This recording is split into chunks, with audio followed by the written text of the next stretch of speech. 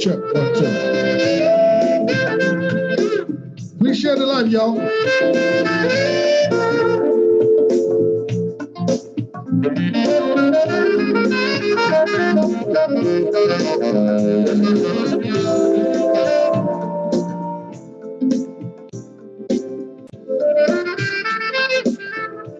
Now, back to the hottest talk show on the net with your host, Russ Sills. Good evening, ladies and gentlemen. Welcome back. Welcome back to the hottest talk show on the net. It's your boy, Russ Sills. We're back again. Another edition of the JMO talk show with yours truly. Yes, tonight is October 1st, the first day of October. We're getting ready for the fall, and we're getting ready to get into the flu season. So make sure y'all got your flu shots. Stay updated with the flu shots. And if you want to get vaccinated, it's up to you. But until then, we're going to still be fighting this pandemic. So if you're expecting this pandemic to go away anytime soon, don't even think about it. We have to be more mindful and be more careful. And that's why tonight we have my studio guest tonight is Minister Diahnn John-Baptiste. She's hosting a prayer breakfast on October 16th here in Atlanta, Georgia. So that's why we're having this here tonight, the first day of October. All right, so we can move forward, get ready, get our mind right for the flu season, get our mind right. So, come January 1st, everybody could be on the same page. I know it's going to be a tough task because, like I said, we can't please everybody. Everybody's not built the same. Everybody built from a different cloth. However, we're going to try our best. And that's why I have Minister Diahnn John-Baptiste, my good friend. She's here with us tonight. So we're going to talk about a lot of things, man. A lot of things that is happening in the Black community that are affecting our Black community. Of course, the pandemic, the R. Kelly situation, and much, much more.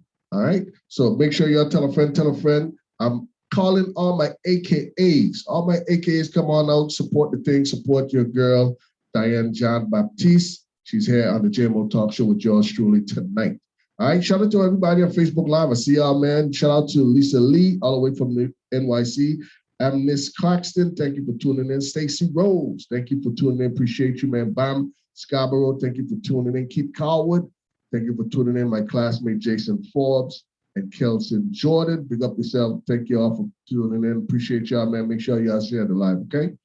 All right, without further ado, I have my good friend, my dear friend, minister, author, entrepreneur, you name it, Diahnn John-Baptiste. How you doing, Diahnn? How you doing?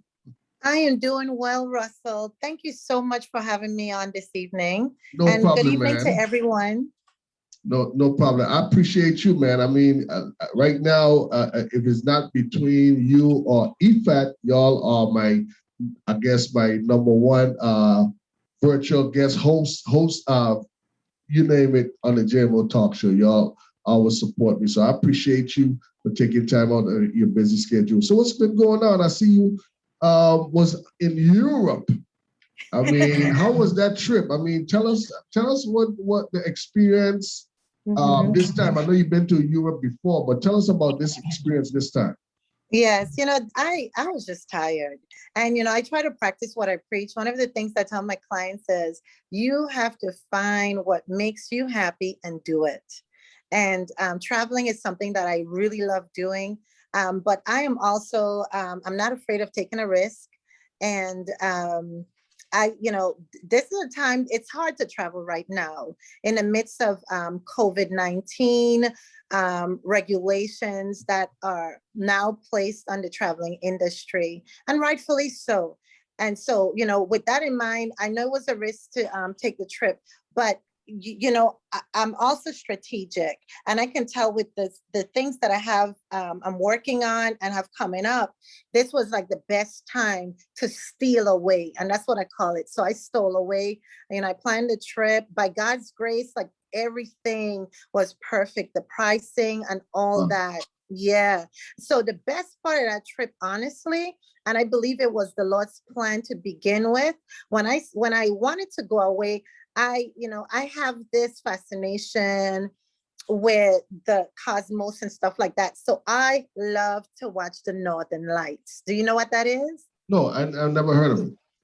Well, I can't really explain it in scientific terms, but there are certain places in the world where the weather allows the sky to illuminate certain type of lights. Okay. Yes. And it's beautiful. It's like a very spectacular thing to see. And it's nature, it's natural. And you can only experience it in certain places in the world. So when I researched where to go, Norway was the place I had intended to go. But I had to find a country that would connect to Norway. And so I guess I was trying to do a 2-for-1. So Italy, I figured, let me go there. I've never been. And so that's what happened. But in the midst of all of that, when you're traveling internationally, you have to pay very close attention to the traveling regulations because they can change at any moment. And that happened to me while I was on this trip. Like Italy, the day of, had certain regulations they changed, and then Norway also did. Norway is one of the most strictest countries right now when it comes to travel. They literally are saying if you're not a Norway citizen, you can't come. Really? And they just recently decided that they'll allow, like, if you have a partner, boyfriend, girlfriend, or family, they just now decide they'll let them come visit you. You can imagine that? Wow. And so what made that? Did you get into Norway? Did you made it into Norway? No. So that's where this is where the interesting part went. So while I was in Italy, I kept checking the rules and stuff, and they were changing. And then my aunt, my biological aunt on my father's side, she and I was talking, and she was like, you are really close to me. She lives in Switzerland, and we've never met in person prior to this. And she said, you're really close. And I told her, well, I think this is by divine intervention that I should come see you then, because I think it's going to be hard for me to go to Norway at this point. So I told her, let me just cancel this ticket and buy a ticket to Switzerland. And I'll tell you, that really, honestly, was the purpose. I realized in retrospect, that was the purpose of this trip, because in my heart, and this is why I believe what the scriptures say, God will give you your heart's desire. So in my heart, I wanted to meet her one day. And, because she has a lot of tales and stories that she can share with me about my dad, that I didn't know. And so that trip, that part of my travel was the best. Switzerland was beautiful. Yeah, I was following you on Instagram with the pictures, and I was like, wow, I like that natural beauty. We're from the island, so when we see grass and hills and stuff, it kind of take you back, like breathtaking, like you're back home. You see what I'm saying? And one thing that I saw, Diahnn, I said, you know what? Dan, don't feel scared or nervous. You were just calm, saying hi. I think it was at some place, and they had some ladies. I don't know if they were from France or Haiti. They was black. They was talking different language. I said, baby, they're talking French. You know what I'm saying? Were. Yeah. And they was like, you beautiful. You from the USA? You from America? You look beautiful, And I was like, wow. You know what I'm saying? And, they just for them to see that they were fascinated about you, that was cool. You know what I'm saying? Yeah. So did you see a lot of black people? Did you see a lot of black? I mean, it sounds stupid actually, but did you see a lot of black people on this trip? Yes, I did. Well, in Italy, not as much as in Switzerland. I think, Rome, Rome, predominantly, I was near the center of Rome where the Vatican, I would say more like where the Vatican City is. So that's a high tourist traffic area. So naturally, it was a lot of tourists there. But when it comes to Black, brown, African American, however you identify yourself, you could count us. You could count us. And but they were there, whether I saw people in clergy, I saw nuns, and priests and stuff. And then I saw tourists, but it wasn't as, I would say that we were largely represented. I don't know, but in Switzerland, it's where my aunt lives is an area, well, I don't know if she wants me to put her business out there, but affluent. Well, where is she at in Switzerland? Is it a predominantly black area mix? Yeah. The point I was trying to make is it's very mixed. You find there's a lot of black people there. Wow. Yes, it's just you can feel at home there, And the reason why I asked you this question, Diahnn, is, when people come to America, right? When you have immigrants come to America, I'm talking about the mainland. The first thing they want to do is they want to eat their type of food. They want to be surrounded with their type of people. For example, if you go to Clarkston, back in the days, I heard back in the 80s, early 90s, a lot of black people, a lot of Caribbean black people used to live in Clarkston. Clarkston, Georgia right now is predominantly like Africans, Middle Easterns, Arabs. You see what I'm saying? That's their area. That's where they shop. That's where they do their pharmacy. You know what I'm saying? That's where they do business in that area.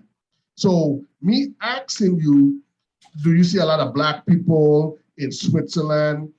Is not trying to sound like, Diahnn just going overseas to see black people. I just want to know. I've never been to Europe, so I don't know how it is. I don't have an idea how it is, other than what we see on TV or what we see on on social media. But when you hear like Switzerland, France, and you have a lot of Black people in a certain area, I'm like, I'm amazed because we don't see that in media and social media, if you understand what I'm saying. So Yes. I hope Yes. it wasn't a stupid question or offensive. No, I don't think Listening. so. Yeah, I don't think so at all. I think, it depends on your social circles as well, because when you subscribe to travel groups, you'll see there's a lot of, a lot of Black people that travel and that love to travel. I think like I would say maybe the last 15 years or so, I believe a lot of our people have opened up themselves to traveling and not being afraid. Right. More people have gotten their passports and travel. I know COVID-19, the pandemic, has probably put a little bit of a dent in that. Right. But I truly, I started traveling internationally back in like 2010. And the reason I did that was, well, I'm trying to remember which one was my first trip, whether it was Japan or Africa. But I wanted to do that for my son primarily, and several of the youths that I had an influence on. And so I remember this was back in 2010. The time is my son and I call him my stepson or my adopted son, Right. Brandon. And I had taken both of them and one of their friends to Tokyo, and it was like a reward for completing high school, no drama, no issues. And I just wanted them to know that the world goes beyond the backyard. And I think that was my first international trip. And then I had the great experience that really changed my life. It was more of a mission and service I oriented remember trip that. with I remember Mercer, that. to Yeah, when you Malawi, went to Africa. Africa. Yeah, I remember Yes. the mission So, trip. Yeah. and I believe, in 2010, people were traveling internationally. So I think your question is a legitimate question.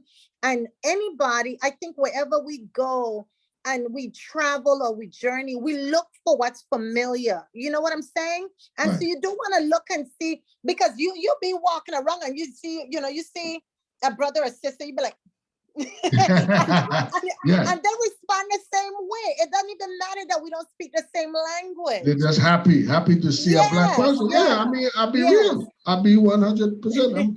Yeah, like, because I know things have changed and people, but like I said, society, the media, they don't show us in They don't Paris show us. shopping in Louis That's right. Vuitton or, Yes. you know what I'm saying, in Gucci. They don't show us, you know what I'm Yes. saying? The only time media show us Black people in like overseas, if it's impoverished, you know what I'm saying, We're genocide, in trouble. Africa, you know what I'm Yes. saying, something. Yes. We get Yes. torture. You understand what I'm saying?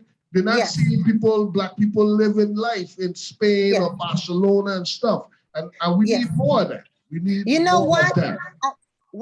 And I believe many of us have, especially with the introduction of social media, we create those spaces where we could show and encourage and invite others and support. One of the problems I think we continue to have, and I know I don't want to hit the, as they say, you don't want to continue pounding the same issue, is the lack of support among us as Black people, as family. And I know it is a lot. It's ingrained, systematic, oppressive things that we experience, whether we have experienced it within our families or within society, that we tend not to trust each other.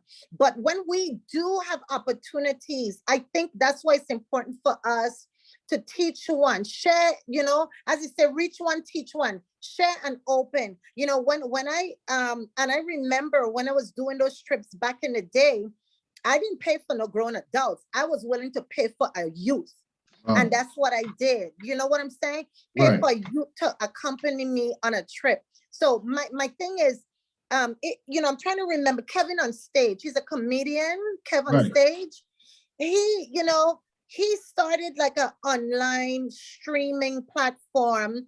And I'm not trying to say he's trying to compete. I'm not going to drop names, but the idea is to create a space for us so that we can stream our type of content.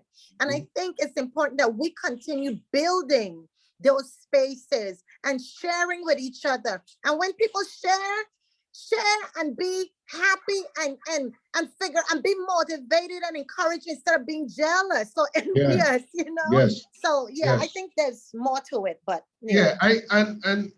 You know, it was so happy to see, like, yeah, my girl, you know, she traveling, you know what I'm saying? And she's sharing the picture. You know what I'm saying? I'm like, I'm gonna be there one of these days. I've never been to Europe, never been to Asia. I always say that that's on my bucket list. Don't know when, but it will happen. Hopefully, God's willing, before I leave this earth, I'm definitely gonna take a trip. I really want to go Africa. That's what I really want to go. man, your Yeah. life, I think Africa, wherever you decide to go, is definitely going to do something different. Yeah. You know, we could buy material things, but experiences is just a different type of gift and blessing that you give yourself, because experiences can do things to your mind, and it can change your perspective and how you live, how you give, how you love. That's why you have some people, they will not splurge on anything but a travel experience, because they realize what traveling does to them. You know, Right. you can go miles across the world and meet someone that says something to you that shifts your perspective in life. You know what I'm saying? Most And I definitely. believe, yeah, when I went to Africa, that happened to me when I met, you know, my brothers and sisters over there. Most definitely, man. We definitely have to influence a lot of Black people travel more. You know what I'm saying? See the world, Yes, experience the don't be world. afraid. And that could, like you said, the key that you say, it changed your mind, your perspective in life. You know what I'm saying? Definitely we have to do more of that. So Yes. I wanted to just kind of the topics of discussion tonight, you know, pretty much. I wanted to just kind of shoot some questions to you, things that is Okay. happening around the world, around us, that is affecting us. Is affecting our mindset, and I'm still trying to figure out why we Black people continue to think the way we think. You know what I'm saying? You're a certified counselor, therapist. That's what you do on your 9 to 5. You're a minister, so you have an idea of what I'm talking about. If you know what I'm saying. So Yeah. we're not just shooting it from the hip and just voicing our opinion. Yes, this is the opinionated talk show, but I want to talk to a professional and just get your perspective of what's really going on, because it bothers me. It bothers me as a Black man, because I'll be honest with you. I look at this. When I had a conversation with my cousin, one of my cousins last night, and we was talking about just life in general. And, you know, he told me, you know, Russ, you know, I'm proud of you. You know what I'm saying? He told me straight up, I'm proud of you. I'm proud of you that I see that you're changing. You know what I'm saying? You're changing not just your lifestyle, but you know, just everything that I do. And he proud of me. And that meant a lot to me. I tell him, man, you know, the little things, so certain things, you know, especially hearing it from certain people, it means a lot. And I told him, you know, it's all about growth, man. You know what I'm saying? It's all about growth. And I think as you get older, you get wiser and you get content. You know what I'm saying? Your mind get focused on other things. And I told him the problem that I have now is that we have people in my age bracket still doing the same thing. And it's like, when do we grow up? You know what I'm saying? Because people understand that we know what the problem is, Diahnn. We know what the problem is. What society have us as public enemy number one. They got us like we don't work nothing. We can't do nothing. We're not supposed to get nothing. We know what the problem is. And it took me, like I said, I started changing my life when I was 40 years old. That's when I started with, and I told them I'm 20 years behind. I'm actually 20 years behind. So it bothers me to see that, okay, it took me 40 years for me to say, okay, enough is enough. But we have people that is older than me that's doing worse things, or still doing the same thing that they was doing 30 years ago. So I want to ask you this question, like, what do you think that is affecting us? What is our problem? I know people are gonna say it goes back to generation where we are cursed as being slave and how the slave masters this and that, but I get it. We cannot be with that same excuse century, decades after decades. Where do we say, look, man, we know better, let's do better? You know, that's a complex question, Russell. It's so complex. You know, I don't know if I know one simple response to that, but I can definitely share my thoughts. You know, when you think of questions like that, sometimes you have to be a little bit introspective yourself and ask yourself, what makes you view things differently than the next person? And then it can help you understand sometimes why people think differently, they respond to things differently. And when you really drill it down, that is so complex. It has to do sometimes with what they're exposed to. It could be their own values or lack of values. It could be self-interest, you know, and then it could be some inherent nature or characteristics that people have. And some of it can be, yes, learned behavior, what you exposed, because let's think about it, you know, things that we're exposed to from our childhood becomes learned behaviors, right? And it can become so natural and second nature to you that you never see anything wrong with what you're doing. Even if society tells you what you're doing is wrong, or you come around people who tell, you know, they criticize you and tell you, you have a very negative perspective about things, but you become that, you know, your thought, you know, those thoughts become part of how you live and how the lens in which you view things. And so it could be difficult for people to change if they make up their mind that they don't want to change. So some of it is self-will, and some people just lack, I think sometimes the inability to like gain a better perspective.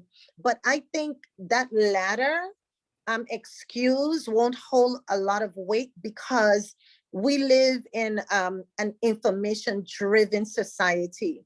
So for somebody to say they don't understand certain things, that's a mixed bag, because news is easy, you know, you could research easily, you could read the news much, you know what I'm saying? Like we have access to information a lot more easier than years ago. Yeah. Right. And so that's where, to me, self-interest comes in. Some people just they make up their mind, this is what I believe and I'm going to stick to it and nobody can change my mind. And that's sad. Yeah, I posted on my Facebook this morning. I was listening to a morning show here, a local morning show here in Atlanta, and they was talking about, you know, people mindset that they don't want to work anymore. They're not working for $15 no more. And I'm like, dang, like, do y'all understand? Like, we come a long way. Like 10 years ago, people were still making, or probably 5 years ago, people were still making $10 an hour. Mm-hmm. Nine, you know sometimes. You see what I'm saying? $9.75, $10 an hour. When I used to, believe it or not, when I used to work on cable, I used to make $13 and some change. I started off at $13, probably ended up making $15. But I had to work and put in time and hours and dedication just for me to get $15. You understand what I'm saying? And to see now that, okay, across the board, they're making $15 the new minimum wage. We've been fighting so long to get that. Now we finally getting it. You don't want it. You rather stay home and make, you know, PPP money, unemployment, not knowing that those things are temporarily. They're temporary. They're That's right. temporary. You see what I'm saying? So it's like, where did we went wrong? Like, what's going on? Like, people can't say the pandemic make you lazy, man.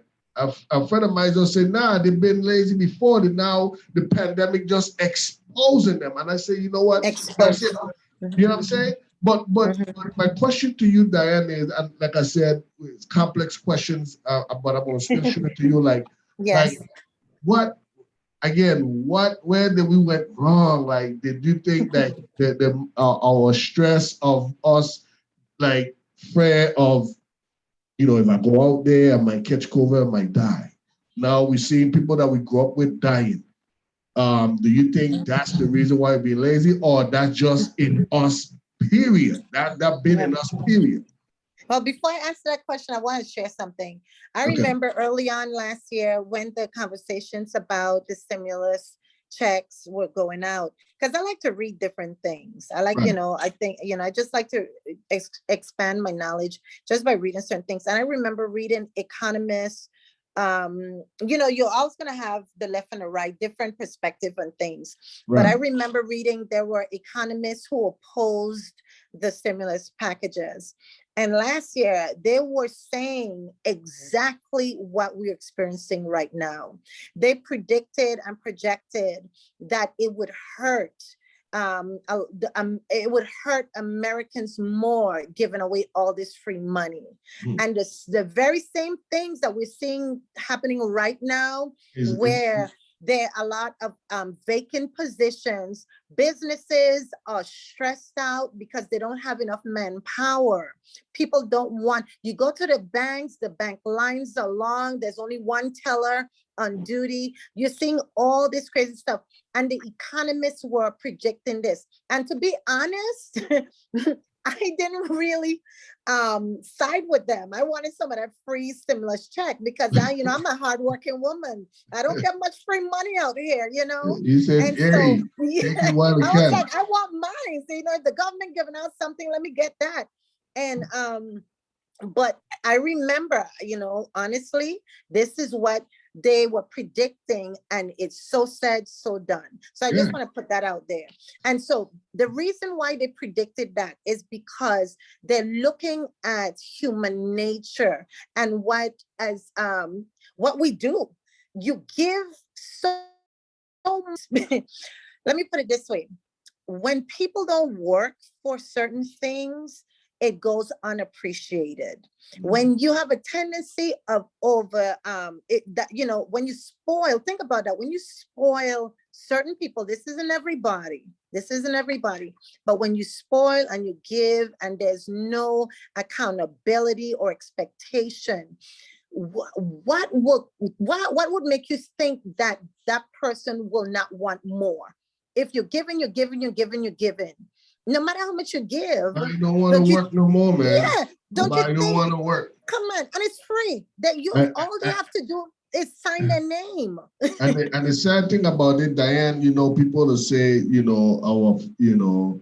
our millennials, they are the future. They are the ones who are going to be making the decisions for us, for me and you. Yes. You know what I'm saying? We make the decisions for our ancestors, our parents, and so forth. Now, I'm putting my life decision on these lazy, you know what I'm saying? Like, Well, you going harder I'm than sorry. I'm sorry, but I mean, you going listen, harder man. than I'm sorry. I might get some dates for this here, but Yeah. man, these millennials, they don't want to work. They want a job, but they don't want to work. Well, They don't want to work. And I'm sorry, and I'm pissed off. I'm pissed off personally. I'm pissed off personally because I'm saying not all millennials. these are the set of individuals that will be making decisions for me. I don't like that. I'm sorry. Russ, I don't like it. Well, we cannot generalize. Okay. One thing I do know there are some very enterprising millennials out there, very industrious. They have companies. You have millennials that already are making millions in their 20s, you know. So I don't believe that One all handful, millennials. one handful, Diahnn. No, One no, no, handful. no. One No, handful. because you know why I say that? Because I like to work with the young people. I think that's one of the things that keep me young, is to serve the younger generation, to help them, to teach them, and to be around them. They want to listen to us. I'm surprised they're listening to you. They don't want to listen to us. They Well, I think they think know it that all. yeah, They think we too old. They think we I old think it's a fashioned. God thing. I think it's a God thing. Honestly, I don't even know why either. Yeah, but somehow, sometimes some of us can just connect well with certain people, but not all of them are lazy. Don't be like that. Man, even our set too. I'm not gonna put all the blame on the millennium, because we have a set of our yeah. But those they're people not in the ones general that, just lazy, man. but Russell, it's not all the millennials that have decided not to return to work. They're grown adults, 30, 40, 50-year-olds that have become dependent on the unemployment checks. You know, the stimulus checks we know are long gone, but the unemployment checks. And then what about those fake entrepreneurs who started a business just to get a PPP loan? Yeah, a lot of them. Hey, Right. and they think it's smooth sailing, but I mean, like I said, I ain't hating on nobody, but I'm telling you, I don't want to hear nobody crying to me when Uncle Sam finally catch up to them. I don't want to hear no crying, because hey, listen, I work hard for mine. I keep saying my mom, I thank my mom for showing me the hard way. She never shows the easy way, never. Right. Things, My mom I don't know things. I don't know things the easy way, Dan. Yes. I even with my day job, I do things the hard way, because I want to learn the hard way, because I want to appreciate. That's how you appreciate things. That's how you appreciate your job. Amen to that. Yes. You know My what I'm saying? mom was the same way. She worked hard. Yeah. Show me the hard way. Don't show me the easy way. You know what I'm saying? Because I might not like the job anymore. You know what I'm saying? I'll be like, oh, this is too easy. Let me find something else. Nah, show me the hard way. Let me enjoy it. Let me, you know what I'm saying? Let me build on that. And people need to understand that mindset. When you get that mindset, man, listen. Shoot, and you know that really, I mean, that connects and confirms what we're talking about, because a lot of what we have is, you know, ingrained values and learned behaviors, you know. Right. Yeah, and that to me sometimes is some of the toughest things to break. It's, you know, on a spiritual perspective, we call those, you know, stronghold of the mind. You know, people have some really tough thought. They have, you know, some thought processes that you got to help them see that there's a better way. You know, some people need exposure, or they need encouragement. They need mentorship. There you go. Encouragement. Mentorship. They need more. But then you have some that none of that is going to matter. Most definitely. I see that my cousin Butch came on. He just joining us on the Facebook Live. Appreciate you, Butch. All right, so I wanted to ask you this question, because I know this is a very touchy subject. And I told you that we're going to talk about this here, because, you know, it's all over the media, all over Black news, all over on social media. R. Kelly verdict. Pretty much everyone know who R. Kelly is. R. Kelly been making hits from since we was in high school. That's when we really started listening to R. Kelly, and that's about what, 2 decades of being on top. He won Grammys. He did so many music with so many icons. Michael Jackson, you name it. Madonna, he wrote for all type of people. Beyonce, you name it, right? But this guy had a problem. He had a serious problem. He had a serious problem. And I want to go deep into this conversation, not going to elaborate too much about it, because we still got to talk about your prayer breakfast and the reason about it. But I want to just kind of share my thoughts, and then you tell me, you know, about how you feel or what you think. Okay. The the part I want to stress on is, if you know better, do better. If you know better, do better. We hear that. We tell our kids that to this day. Don't, when you go to school, listen to your teacher, da da da da da. We tell our kids them that. But we as adults is basically do as I say, but don't do as I do. You understand what I'm saying? Now, everybody could say, oh, R. Kelly was a victim of, he was child abuse, he was molested when he was young, this and that. They could tell us, they could tell the people them that listening to his music, his story, whatever, that he was abused. But no one never sit down and say, listen here, before we give you that $100 million contract, R. Kelly, we want you to go through a counseling session or whatever. We want to make sure that your mind is right. Yes, you're making hits and you're the next big thing. But we want, before we give you this money, we want to make sure that your mind is right.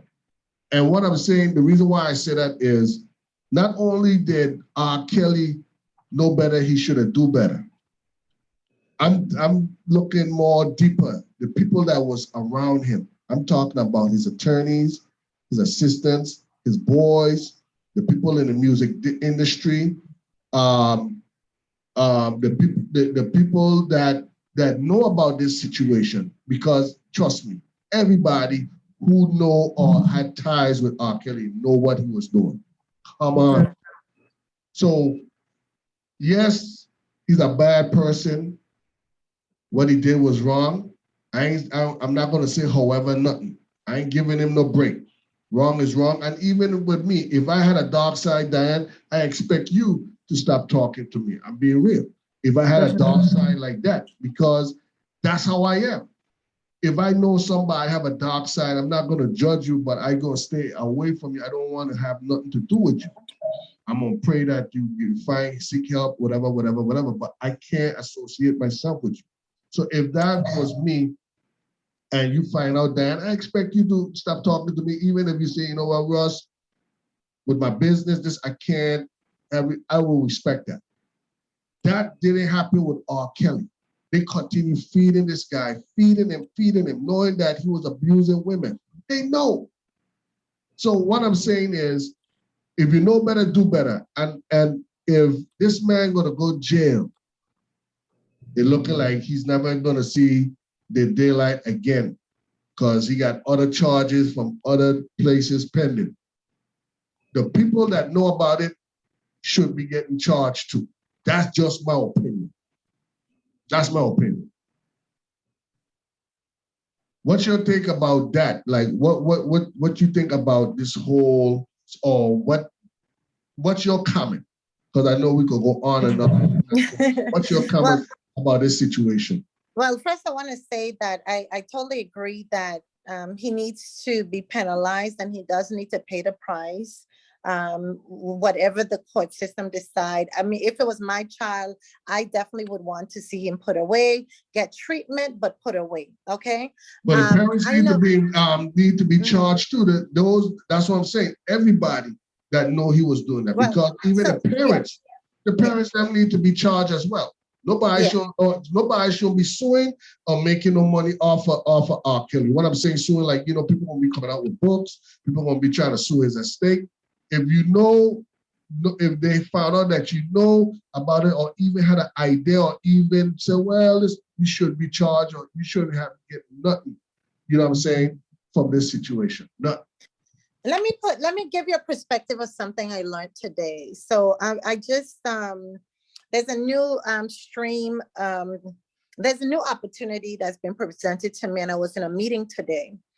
And I'll give you a scenario of three individuals. Two individuals went to carjack a person, right? So we have three people in this scenario.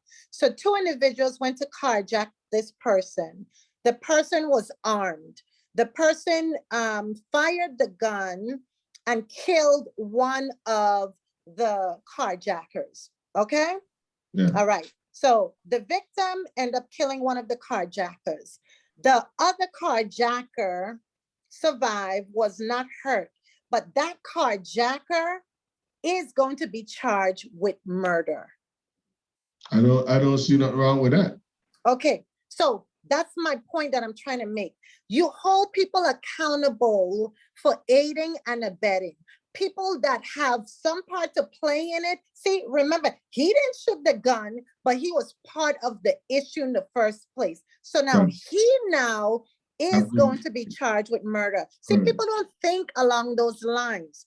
One of the problems that I have when I hear people talk, and I know we're speaking in general terms, this doesn't apply to everyone, is when they put famous people or wealthy people or beautiful people on a pedestal where they can do no wrong.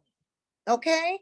And they leave all of good sense, what is right, what is ethical out the window, because there's something in that person that either fulfills the fantasy of yours, or they do something that within your psyche, in your mind, whatever they do, it doesn't matter.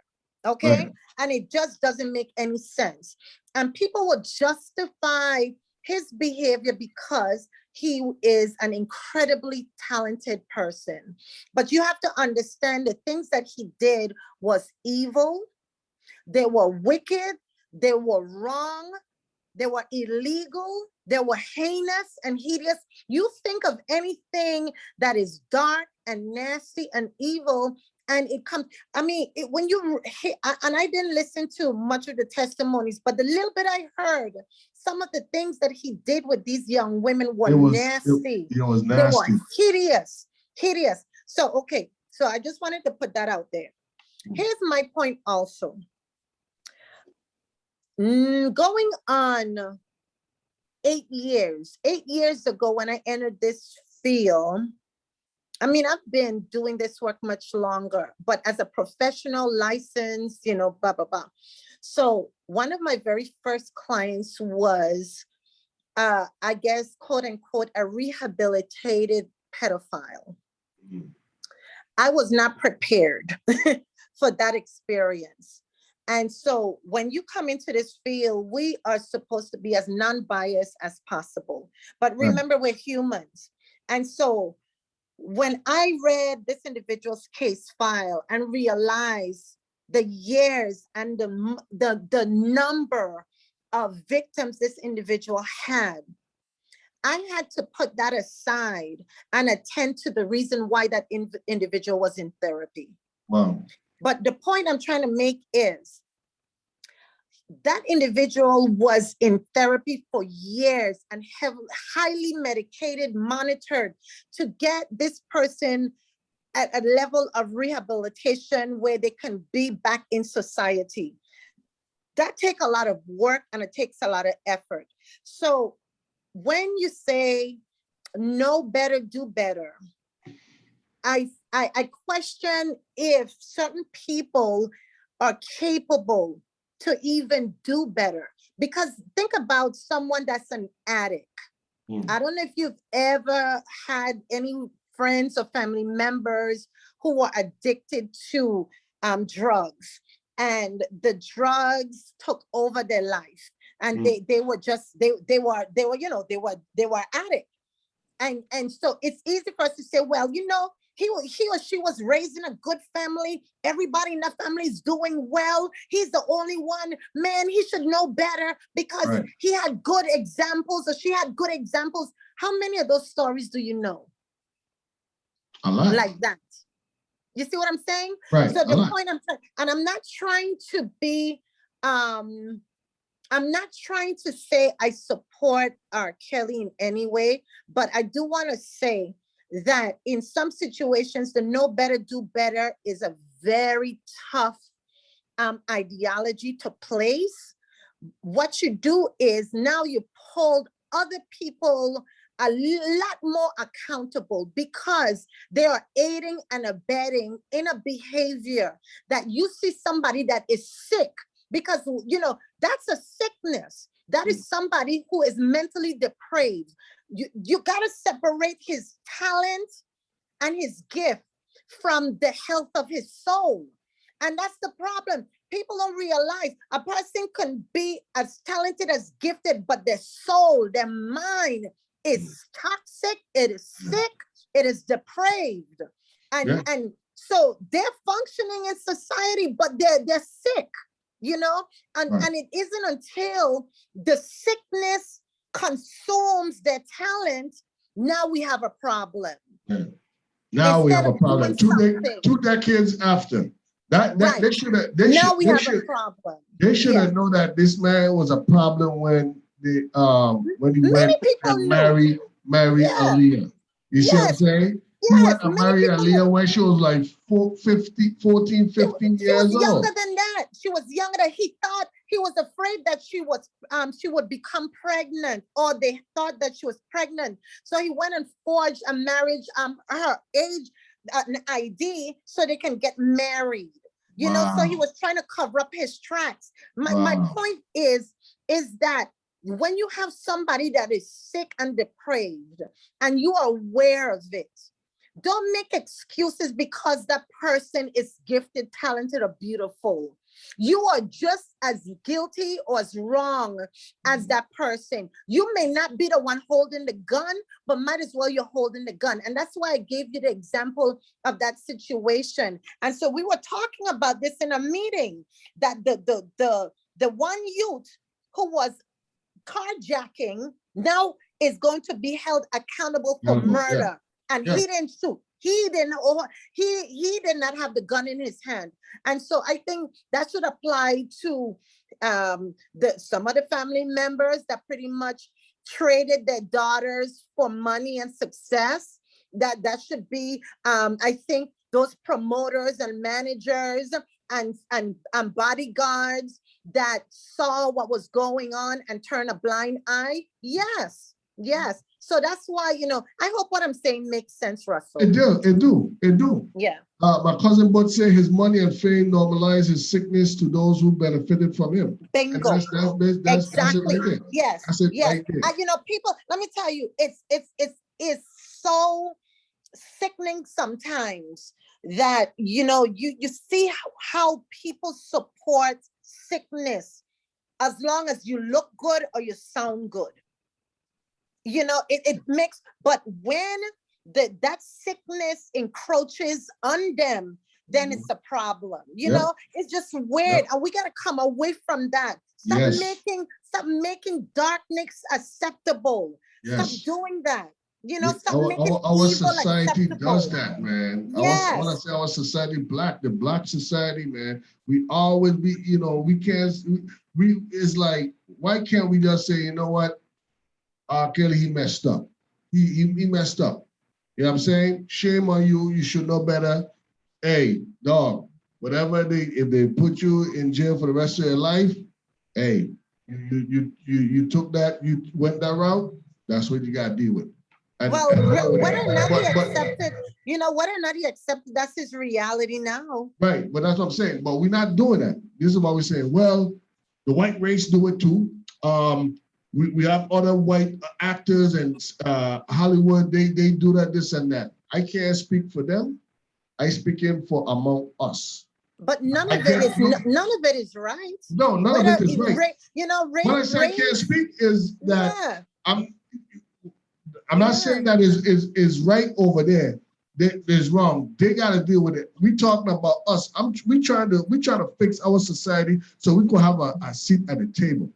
When you see these type of stuff with R. Kelly and these ball players abusing the wives or doing all kind of stuff, it makes it hard for us, for me and you. Let me tell you what, to have a platform for us to start you know what I'm saying, building our people and, you know what I'm saying, getting the self-confidence so they could do right, so they could get right, so they could get the things that they benefit from in life. No, we rather be arguing over Kelly and who did this and other people did. That's wasted energy, man. The average American don't realize how, and I don't want to use the word common, but incest rape, molestation. These things occur so frequently and in such a silo way where it's hidden, it's kept secret because of shame and stigma. And these are generational things that are happening like every day, maybe every hour. I know that's probably an overzealous statement, but I can't tell you that over the last 8.5 years, how many people I have had the opportunity to work with that have experienced some level of sexual trauma, men and women. Okay. And in the very beginning, you would think that I would have had restless nights, but I know that's how you know what you're doing is a God gift calling, where you can do it with a level of compassion and it does not affect you, because you know that what God has enabled you to do something for individuals, and you see their response to what you're doing. So I'm saying this, Russell, that what a lot of people don't talk about is that there is a serious issue, not just in the Black household. I mean, it don't matter, because this is not something that is sensitive to race, or it's not sensitive to age. It is happening. Sexual violence is so predominant, and it is so sad how much people will not address it because of shame and stigma. Wow. They'd rather turn a blind eye. They would blame the victim and say, well, maybe if she wasn't so fast, maybe if she didn't dress like that. I mean, come on now. Okay, all kind of excuses. Yes. All kind of excuses. You know what I'm saying? Yeah. It's crazy. And that's why we come down to my last topic of discussion, the prayer breakfast. Mm-hmm. You hosted a prayer breakfast this month on October 16th. Yes. At the Ritz-Carlton. This is why a prayer breakfast is needed. If prayer don't answer, how many times, Diahnn, that you see during this pandemic that people go on social media and say, I need my prayer warriors, I need y'all to pray, don't ask no question, just pray. And then, maybe 50-50, you might hear them say, I lost my family member, blah, blah, blah, I didn't make it. Or you hear that, thank you, prayer warriors, prayer do works, we thank y'all, blah, blah, blah, blah, blah. Yes. This is why prayer work. This is why we're having this prayer breakfast. You understand what I'm saying? Yes. I believe in prayer. Yes, absolutely. I believe in prayer. Honestly, I thought about it, and like I told you, at 40, when I started praying, because things wasn't going right for me, man. I ain't gonna lie. I'm 46 right now, so that was just 6 years ago. Yes. I was still like, hey, what's going on? What's the deal? I'm still out here hustling and bustling. You know what I'm saying? But what's going on? Like it can't be this bad. But I still used to pray, still used to thank God for giving me an opportunity to wake me up another day. Because a lot of people ain't make it. They don't make it to see the other day. So I always used to say, you know what, thank God for giving me the opportunity to see life again, experience life again. And so behold, things started working in my favor. It wasn't 360 degrees, but things started working in my favor. You know what I'm saying? Yeah, many times you and I, Diahnn, we had conversation about, Russ, you want to get saved or it's time, and we had plenty conversation. I ain't gonna lie. And I tell you, Diahnn, our friend, we have a lot of conversation about it. I ain't gonna lie. My fear is, disappointing God. You know what I'm saying? Right. Backsliding. That's just my fear. I don't want to backslide. If I'm gonna go in it, I want you to take that off your shoulder and take it off your mind, because God, remember, God is omnipotent, he's omnipresent. He knows what we're going to do before we're going to do it. Right. And so it's almost like putting a noose around your neck, waiting to be hung.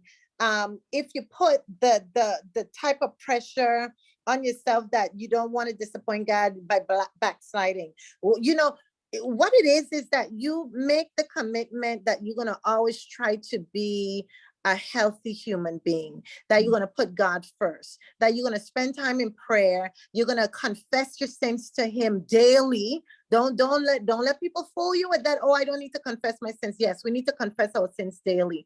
But you know why? Because the Bible says that no man is without sin, and God hates sin. Okay, God hates sin. So if he hates sin and no man is without sin, that means we all sin.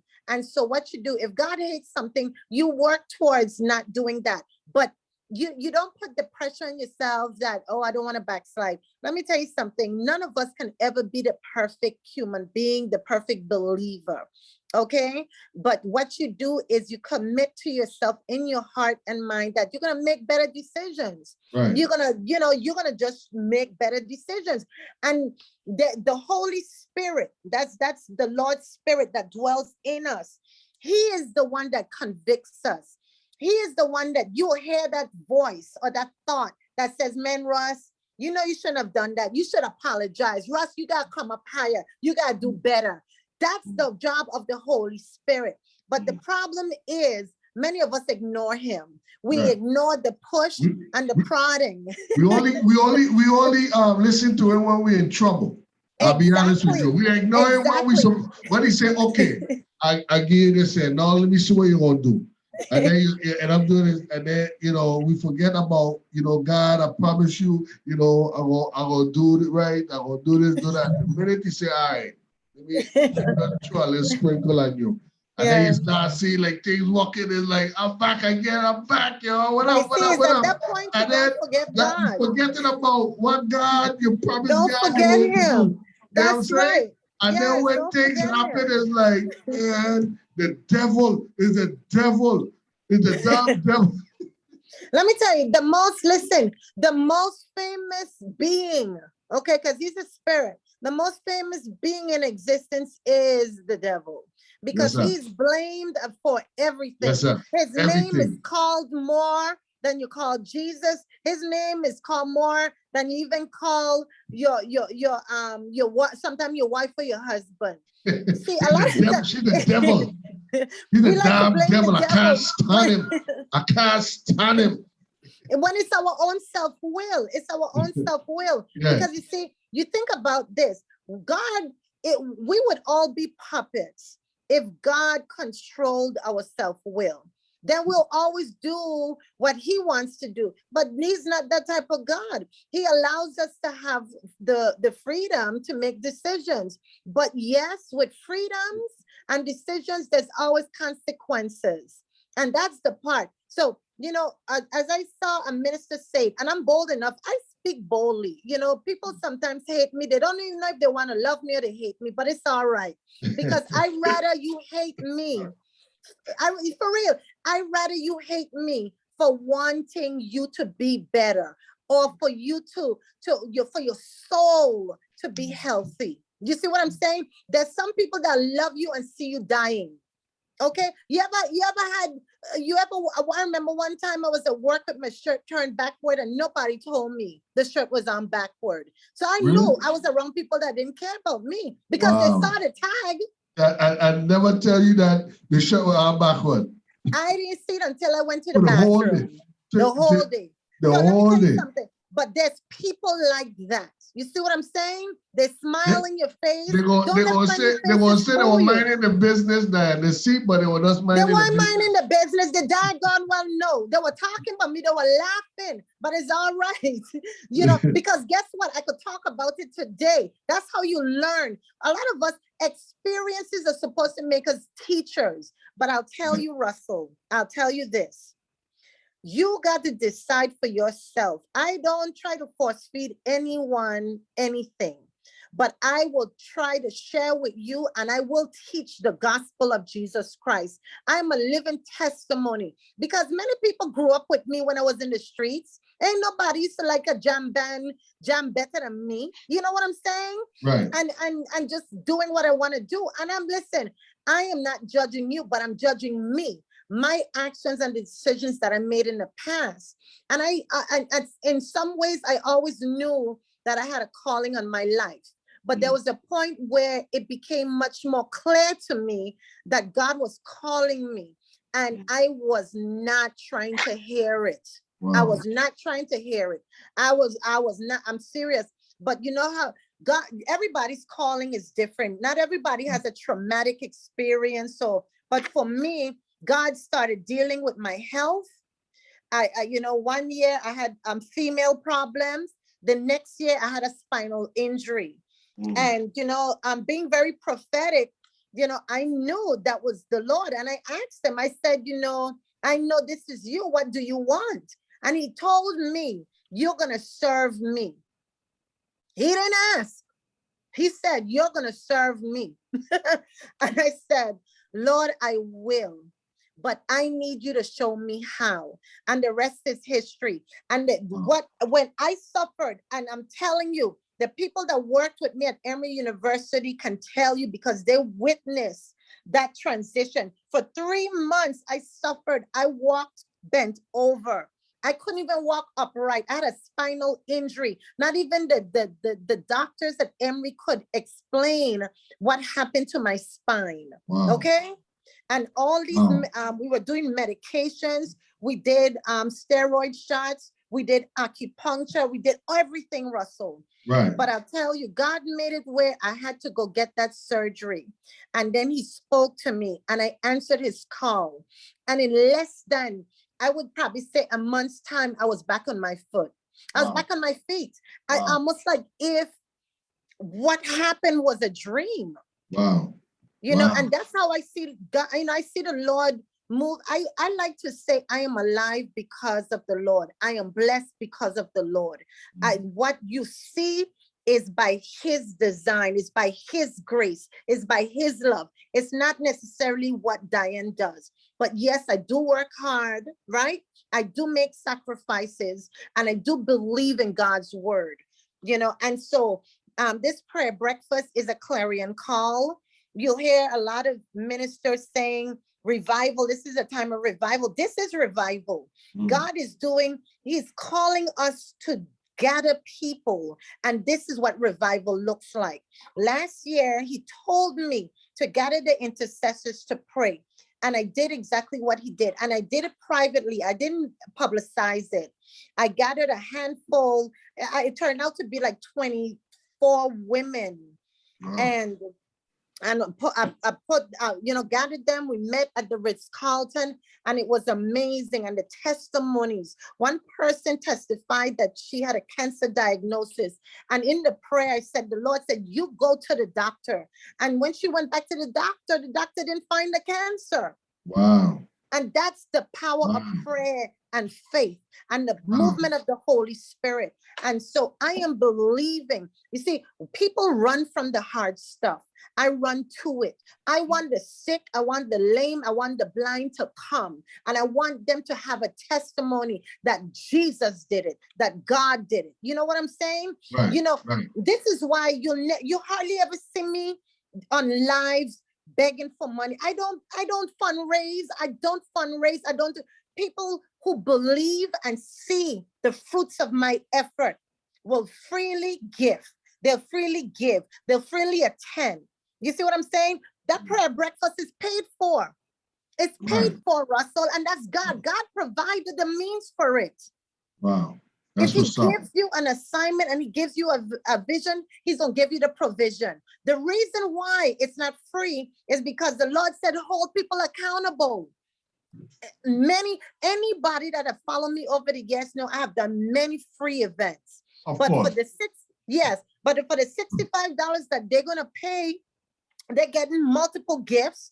And then it also allows me to actually set up funding for the next, so that I'm not always, you know, kind of, you know, God provides, but I work hard to make sure these things happen. You see? But anyways, you know, my prayer is that people who are truly in a place where they are in the face of the Lord, they believe in the power of prayer, they have faith that they're going to come and join others who have the same faith in God, and we're going to bombard heaven. I have an amazing woman of God, Pastor Faith Wakama. She's in North Carolina. She's going to come and teach. I've been following her ministries for many years. I've even visited her ministry. And Wow. she's going to teach on the power of prayer and elevated prayer, the types of prayer, how you find breakthrough through prayer. Because God told me that he wants a focus to be on prayer and to teach people how to pray. And Wow. that's the reason why that is the theme for this prayer breakfast, because I'm telling people that come next year, for the next 2 to 3 years, you're going to want a prayer life. You're going to want a prayer life. Most If you definitely. think we win tough times now, Wow. you're going to want a prayer life. So that's the reason for the prayer breakfast. And so, Russell, I want to offer all of your listeners who want to attend the prayer breakfast for $25. Instead of paying $65, you pay $25 and you'll use the code JMO and you'll get that discount and you'll attend for $25. And what that includes, is, of course, the whole prayer breakfast experience. You get Dr. Faith's latest book. You get my book, you get a t-shirt, and you get your parking covered. That's a lot. Of course, for $25, you can't beat that. And you're getting breakfast too? Come on, man, you can't beat that. And that's the break. It's called the Breakout and Breakthrough Prayer Breakfast. Is going down that's Saturday, October 16th at the Ritz-Carlton, Atlanta. All right? From 9 a.m. to 12 noon. 9 a.m. to 12 noon. Do you have the address for the Ritz-Carlton? Let me get it for you. It's going to be held in the Georgian room at the Ritz. Okay. I'll tell you the address really quickly. The address for the Ritz-Carlton is 181 Peachtree Street Northeast, Atlanta, Georgia, 30303. Their number there, it's 404-527-5632. Will be in the Georgian room. And I'm excited. I'm really excited to come back to the Ritz. They treated us very well last year and they're top notch. Most definitely. Let me get that address again at the Ritz-Carlton, Atlanta. And it's about the Breakout and Breakthrough Prayer Breakfast going down Saturday, October 16th. Minister Diahnn John-Baptiste is going to be the host, and the speaker of the prayer breakfast is Dr. Faith Wakama. She's a trainer, strategic, and advisor speaker. She's going to be the speaker. She's co-pastor. Both her and her husband pastor church. Yes. All right. And what's the address again at the Ritz-Carlton? It's 181 Peachtree Street, Northeast, Atlanta, Georgia, 30303. Most definitely. So what Diahnn just said is, if you would like to attend the prayer breakfast on October 16th, all you have to do is sign up. What's the website to sign up? Yes, they can go to my website. It's genhealthalliance.com. My business is Genuine Health Alliance, LLC. The website is Gen, G-E-N, Health, H-E-A-L-T-H, Alliance, A-L-L-I-A-N-C-E, genhealthalliance.com, and it'll immediately take you to the landing page where you can register. And don't forget to put in that code. Make sure you put in the code JMO, and you will be registered for $25. Correct. Make sure you do that. We have couple days? We have till Sunday night, midnight? Sure. Okay. Yeah, okay. Sure. So you have till Sunday. You have till Sunday midnight. This midnight to put in the code JMO if you would like to register for the Breakout and Breakthrough Prayer Breakfast. And it's going down Saturday, October 16th. This Sunday, you have that till this Sunday night, midnight, to put in the JMO code, and you could get it for $25. And it's going down at the Ritz-Carlton, Atlanta. Make sure you get there early. Starts at 9 a.m. to 12 noon. All right. Again, Minister Diahnn John-Baptiste is going to be your host, and we have Dr. Faith Wakama, also a co-pastor, and she's out of what city? What city she's from? She's in Cary, North Carolina. Let me do right by Dr. Faith and tell you the name of her church. It's just amazing Legacy Church. So her and her husband co-pastor Legacy Church in Cary, North Carolina. A few years ago, I had the opportunity to visit, and I'm telling you, it was just amazing. She's amazing. I call her an apostle. She's an amazing teacher, very clear. She's very clear and precise in her teaching. So we're going to have activations. And, it's really good to be, a lot of people don't understand why activations are important. Sometimes you know that you are gifted, you're called, but you feel a little bit stagnant, and you just feel like something is missing. So it's the laying of the hands by an apostle, a sent one. When they lay hands and they pray for you, that will release that anointing, and you'll find yourself operating and flowing at a different or higher level. I remember when I had my former pastor, David E. Jackson, had laid hands on me, and he had prayed for me to flow in the Holy Spirit, and sometimes they call it loosening your tongue to pray in tongues, and that was a powerful experience. I'm always ever so grateful for Apostle David E. Jackson, for his teaching, his mentoring, and releasing me out to do God's work. And I am a witness to what activation can do. Yeah. Most definitely.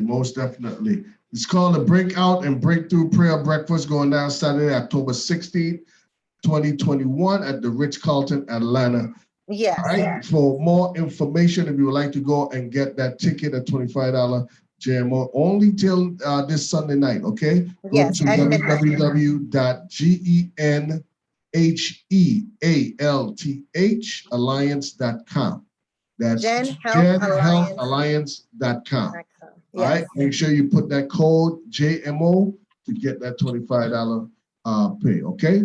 Make sure y'all come out and support my girl, Diahnn John-Baptiste. She's doing big things, man. Diahnn, as always, man, it's always a pleasure to have you on the JMO Talk Show, man. Anything that I could do to help you and spread the word, man, let me know. I got you, man. Thank you for everything. Thank you for just being a supportive system. Diahnn, thank you for just being a positive person in my life. Thank you for believing in me. That's first of all. Well, thank you for believing in me. You do the same for me. I'm always honored when you think about me and having me on. And I believe in you, Russ. You're doing great and mighty things. You are a voice for not just the Atlanta community, but the Virgin Islands as well. And so I'm always honored. I am proud of you. I cheerlead you. People may not know, they think sometimes your best supporters are the ones that they see around you, but they don't know some of your stronger supporters are the ones that behind you. And come on, a building, the pillars that keep a building up, you knock those pillars down, what's going to happen to the building? So, I'm always behind you, and I'm proud of you, and thank you. Okay. Anytime, man. My cousin he's trying to see where he could put in the code. I think he's at the website right now. He's on the website? He said, how do you enter the code? Yeah, so tell him go down below where it says, once he clicks on register, click on registration details. It'll take you to the registration page, and then keep scrolling all the way down. You're going to see a form that says VIP or courtesy tickets registration. Fill that out. It's very short, just your name, phone number, and enter the discount code and submit that. And what it does, it sends an email to me, and then I'll send you the directions on how to pay. Yeah. All right. So go to the courtesy ticket registration. Yeah. All right. Thank you, Diahnn, man. I appreciate you. Make sure y'all come on out Saturday, October 16th, the Breakout and Breakthrough Prayer Breakfast is going on at the Ritz-Carlton, Atlanta. Let me get that address one more time before we go one more time. For the Ritz-Carlton, it's 181 Peachtree Street, Northeast, Atlanta, Georgia, 30303. No doubt. Thank you, Diahnn, man. Wish you all the best. Tell moms I say good night, and I'll see you soon. Hey, mommy. Yeah, I will see you. Okay, all right. Make sure make sure that I don't have you out in the joint. This is No, Joanne. she This is inside. As a matter she of fact, I was inside. here telling her stop making noise. All right, Dad, man. Thank you again, man. Thank you for everything.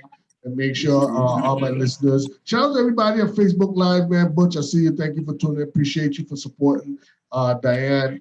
Idita Selkridge, my classmate, thank you for tuning in. KJ, 340 man, thank you. As always, appreciate your support. Debbie Jeffers, thank you for tuning in. Stacy Rose, thank you for appreciate you for tuning in each and every Friday night. Dana Glasgow, what up, dude? Thank you for tuning in. Keith Carwood, all the way from the VI. Thank you for tuning in. Appreciate you, man. Who else we got? We got my sister Janice Porter, all the way from the DMV. Thank you for tuning in. Nigel, my classmate, all the way from Florida, Jacksonville. Big up yourself. Thank you for tuning in. Who else we got? We have Jag. Jag, thank you for tuning in. Appreciate you, man. Avril Hawley, thank you for tuning in. Appreciate you. Jason Forbes, my classmate. Kirsten, thank you for tuning in. Down Matthews, thank you for tuning in. Appreciate y'all, man. I appreciate Bam. Pick up yourself. Hey, Bam, I gotta give you a call. Gotta get you a call. All right, so, look out for a call, Bam. All right, man. That's it for tonight. Thank y'all for tuning in. Appreciate y'all. Much love. No problem, Dan. Thank you for everything. Appreciate you. All right. All right. God bless All right. Russ. Good night, everyone. All right. Take care. Bye-bye.